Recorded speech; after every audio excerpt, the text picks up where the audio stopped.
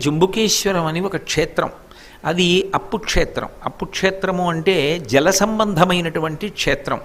అక్కడ ఉండేటటువంటి శివలింగం దగ్గర ఎప్పుడు నీరు ఊరుతూ ఉంటుంది. కానీ ఆ నీటిని తీర్థంగా ఇవ్వడం కానీ శిరస్సును ప్రోక్షించడం కానీ చెయ్యరు.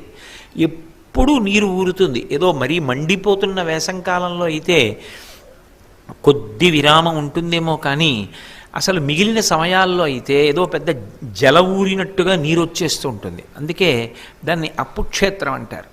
అక్కడ అటువంటి జంబుకేశ్వర క్షేత్రంలో శివలింగం ఎంత ప్రఖ్యాతి వహించిందో అక్కడ ఉన్నటువంటి అమ్మవారు అఖిలాండేశ్వరి అంత ప్రఖ్యాతి వహించినటువంటి తల్లి.